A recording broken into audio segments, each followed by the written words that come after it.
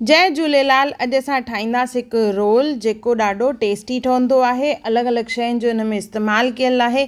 बीह ऐं पनीर जी कॉम्बिनेशन जेका आहे हिन में ॾाढी बढ़िया लॻंदी आहे। तव्हां हिनखे एज़ अ स्नैक्स और स्टार्टर करे बि यूज़ करे सघंदा आहियो। जय झूलेलाल दोस्तों, मां मुस्कान आहूजा और तव्हांजो स्वागत आहे मुंहिंजे चैनल हुनर मुस्कान का सिंधी ते। अचो त रेसिपी शुरू कयूं था। सभिनी खां पहिरियों खणंदासीं बीह। हिते मां 300 ग्राम बीह खयां आहिनि। उन्हनि खे चङी तरह धोई असां साफ़ु कंदासीं। इन खां पोइ बीह खे छिलणो आहे। बीह याने कमल ककड़ी, जंहिंखे लोटस स्टेम बि चइबो आहे। छिलण खां पोइ असां हिनखे 2 खां 3 इंचनि जी लंबाईअ में कटींदासीं। साइज़ नंढी वॾी तव्हां पंहिंजे हिसाब सां करे सघंदा आहियो। उन खां पोइ चङी तरह हिनखे वॉश कंदासीं, छाकाणि त बीह में केॾीमहिल मटी बि हूंदी आहे। पोइ विझंदासीं असां कुकर में गॾु पाणी विझी थोरो सो लूणु विझी असां हिनखे 3 सीटियूं लॻाए बॉइल कंदासीं, जीअं बीह ॻरी वञनि। जेसिताईं हाणे बीह बॉइल थियनि तेसिताईं असां हिन जी कवरिंग ठाहियूं था पिया। उन जे लाइ खणंदासीं असां बॉइल पोटैटो, 1 चमचो कुटियल थूम, 1/2 चमचो कुटियल अदरक, साओ मिर्च सन्नो सन्नो कटे विझणो आहे, अम्बचूर जो पाउडर, गरम मसालो, लूणु सभिनी जूं मापूं मां लिखियूं आहिनि, ॻाढ़ा मिर्च। इन्हनि सभिनी खे चङी तरह मिक्स करिणो आहे। जेॾीमहिल तव्हां पटाटो बॉइल कयो त चङी तरह ध्यानु ॾिजो त पटाटे खे चङी तरह असांखे बॉइल करिणो आहे, जीअं ॻोड़ा ॻोड़ा न थिए और चङी तरह पटाटो ॻड़ियल हुजे। चङी तरह मिक्स कंदासीं। इन में विझंदासीं असां साओ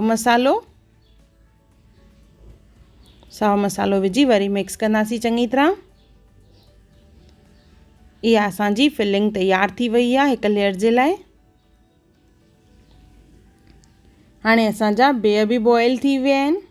3 सीटियूं लॻाए मां बीहनि खे बॉइल कयो आहे। इनखे असां हिकु छाणीअ में विझी रखंदासीं जीअं पाणी ॻरी वञे।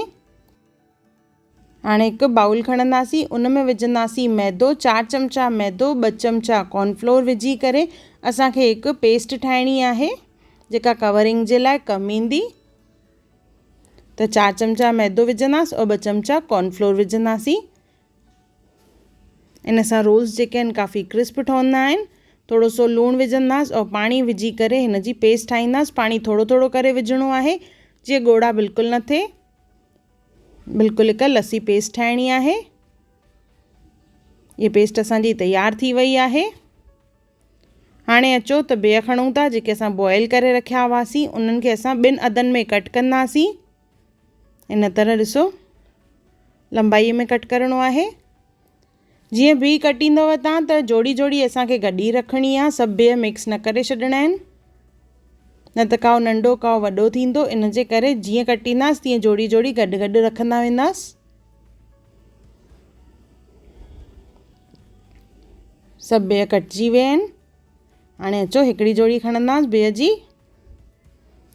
ओतिरी ई माप जो पनीर खणंदासीं असां। 2 ते रखिणो आहे पनीर जो पीस। बीह खां पोइ पनीर। उन जे मथां रखंदासीं असां चटनी, बसर, फूदनो, साओ मसालो, थूम, अदरक, सावा मिर्च, लूणु ऐं थोरो सो पाणी विझी करे इहा चटनी ठाही आहे। चटनी ठाहिण महिल ध्यानु ॾिजो त असांखे घणे पाणी जो इस्तेमालु न करिणो आहे, न त इहा जाम पाणी पाणी थी वेंदी। जेतिरो थी सघे सुकल चटनी हुजे।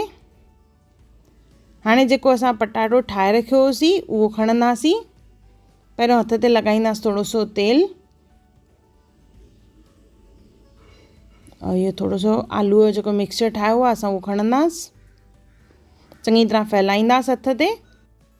चङी तरह हथ ते फैलाईंदासीं। उन खां पोइ इन जे मथां रखंदासीं पनीर ऐं बीह जो पीस जेको असां ठाहे रखियो आहे जोड़ी।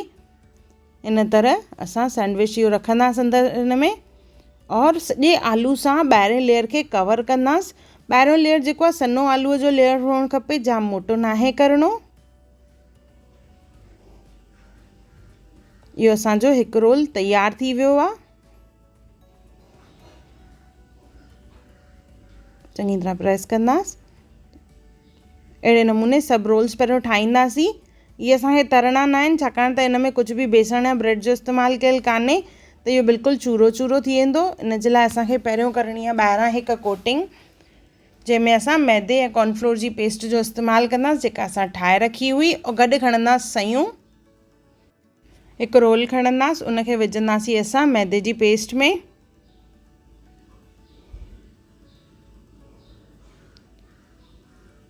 त हिकु लेयर जीअं ॿाहिरीं पेस्ट लॻी वेंदी उनखे विझंदासीं असां सयुनि में। सयुनि में विझी बिल्कुलु सुके हथ जो इस्तेमालु करिणो आहे, जीअं सयूं जेके आहिनि हथ ते चिपकनि न। चङी तरह सयूं हणी करे इनखे हथ सां थोरो थोरो प्रेस कंदासीं। हिकु रोल तयारु कंदासीं। सयूं जेके आहिनि बिल्कुलु चइनी पासनि खां लॻणु खपनि। इन सां इहो रोल जेको आहे काफ़ी क्रिस्पी थींदो आहे। और मैदे और कॉर्नफ्लोर जी पेस्ट लॻाइण जे करे इन में तेल अंदरि न वेंदो आहे। असांजा रोल्स तयारु थी विया आहिनि। अचो त हाणे इन्हनि खे फ्राए कयूं था पिया। तेल गरम कंदासीं और इनखे तेज़ बाहि ते असां फ्राए कंदासीं। गोल्डन ब्राउन थियण ताईं इनखे असांखे फ्राए करिणो आहे, यानी सुनहरी। सयुनि और पेस्ट जे करे इहे ॿाहिरां काफ़ी क्रिस्पी लॻंदा आहिनि और अंदरि आलू जी जेका लेयरिंग हूंदी आहे उहा काफ़ी सॉफ्ट हूंदी आहे, त ही ॾाढो बढ़िया लॻंदो आहे। चङी तरह इनखे क्रिस्प फ्राए करण खां पोइ इनखे असां कढंदासीं।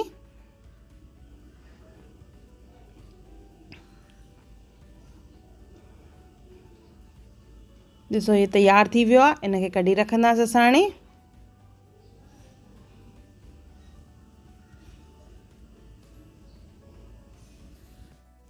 ॾिसो सयूं केॾियूं बढ़िया लॻनि थियूं पियूं, बिल्कुलु क्रिस्पी फ्राए थी वियूं आहिनि।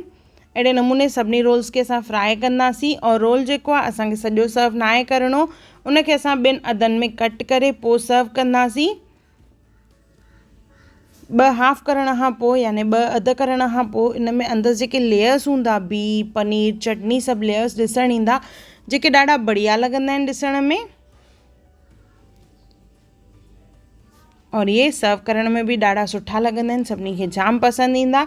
हिकु दफ़ो ज़रूरु ठाहियो और मूंखे कमेंट सेक्शन में ज़रूरु ॿुधाइजो त तव्हांखे मुंहिंजो वीडियो कीअं लॻो। अगरि मुंहिंजे चैनल खे तव्हां सब्सक्राइब न कयो हुजे त ज़रूरु सब्सक्राइब कजो।